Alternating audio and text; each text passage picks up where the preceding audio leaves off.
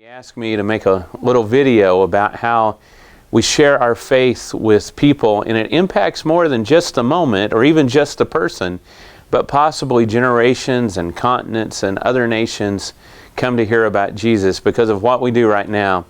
And I think of a story that I've been researching for quite a while now about a man who was an elder down here in South Texas in Gonzales County by the name of J.W. Baker.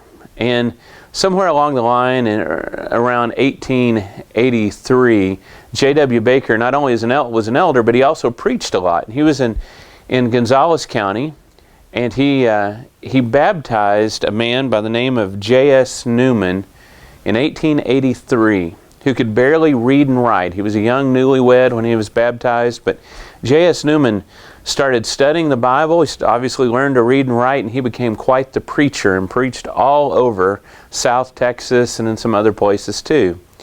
Well, J.S. Newman, time he was preaching in Montgomery, Texas, just north of Houston here. And in 1917, as he was preaching away, there was a young man in the audience by the name of C.E. McGoy who decided to be baptized that day. And in 1917, this man, J.S. Newman, baptized C.E. McGoy. C.E. McGoy became quite the preacher himself, actually preached at McGregor Park, an old congregation that used to be here in Houston. Preached in Oklahoma, preached in several places. And C.E. McGoy in the late 1940s was holding a gospel meeting, a revival as we call them sometimes, in Pauls Valley, Oklahoma. And there was a young family in the church there.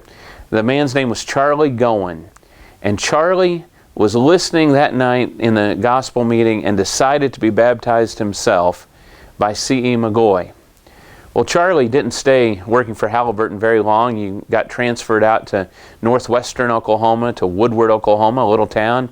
Got out of Halliburton, opened a furniture store. And in 1967, Charlie was taking a public speaking course called the Dale Carnegie course. And the graduate assistants in that course that were helping with the speaking course were my parents, Raymond and Avis Duncan. Charlie, just a member of the church, not a preacher, not an elder, never was, asked my parents if they would like to study the Bible with him. And they said yes. And they were not an easy case, let me tell you. It took a long time, more than a year. And finally, my parents were baptized into Christ. Well, in December of 1979, by this time my dad had become a preacher, in December of 1979, my dad baptized me. He baptized lots of people, but I was the last person he ever baptized before he died. And then, as time went on, I decided to go and become a preacher and go to college and study Bible.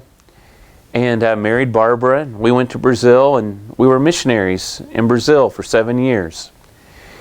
And I've had the opportunity to baptize several people, but I think about one man in particular that I had the opportunity of studying with and baptizing in Brazil by the name of Izonel. Izonel is just a poor man, lives in a rough neighborhood, like you've probably seen on television from Latin America.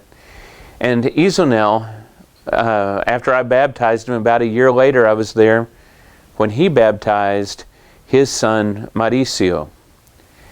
And you know, when I think back about that story and go all the way back to J.W. Baker, he probably couldn't have even found Brazil on a map.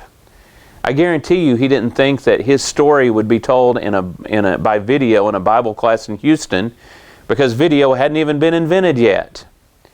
But when I think about the story, that Mauricio was baptized by Izonel. Izonel was baptized by David. David was baptized by Raymond. Raymond was baptized by Charlie. Charlie was baptized by C.E. C.E. was baptized by J.S. And they must have just had initials in those days. And J.S. was baptized by J.W. What an incredible story. I just think about if someone along the line would have decided it wasn't important to tell the story of the gospel, if someone would have broken that chain, where would I be today? Where would my kids be today? if someone wouldn't have shared. When we share the good news of Jesus, we can change generations, we can change continents, we can literally, through God's help, we can change the world for the good.